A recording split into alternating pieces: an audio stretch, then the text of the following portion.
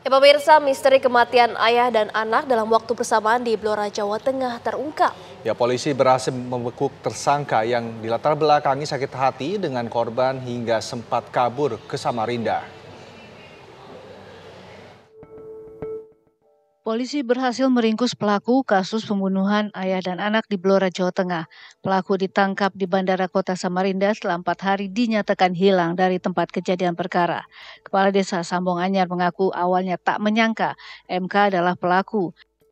Namun merasa janggal karena pelaku tidak menghadiri pengajian yang biasanya diadakan setiap ada warga yang meninggal, sehingga melaporkan hal tersebut ke polisi.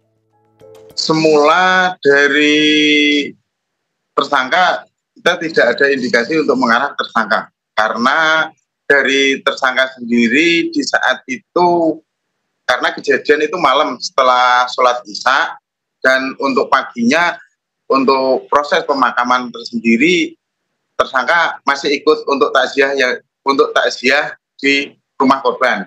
Tapi setelah dari takziah yang bersangkutan tidak ada, karena untuk di desa sendiri kan ada proses ngaji sampai 7 hari itu, tapi yang bersangkutan itu tidak ada dari hari pertama sampai hari ke-7 itu. Nah, terus untuk arah-arah tersebut ya dari yang bersangkutan mulai ada indikasi-indikasi kok tidak ada ikut gitu lah. Terus kami selaku kepala desa melaporkan kejadian tersebut kepada Polsek Ngawen. Dari hasil pendalaman polisi, aksi keji pelaku karena sakit hati dengan ucapan korban.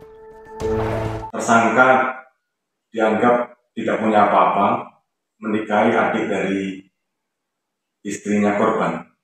Juga pernah akan membeli pohon jati milik mertua yang rencananya akan untuk buat rumah, tapi oleh korban ditebang semua dan disumbangkan ke musola. Dan juga ada niat dari pihak tersangka akan membeli sebagian dari sawah milik mertua, rencananya di sebelah utara, tapi sudah mendatangkan perangkat desa sana untuk melakukan pengukuran, tetapi oleh mertuanya maupun si korban ini tidak jadi yang sebelah utara tapi di sebelah selatan. Jadi atas akumulasi kejadian itu si tersangka merasa sakit hati, akhirnya punya niat untuk merencanakan untuk melakukan membunuh korban dan keluarganya.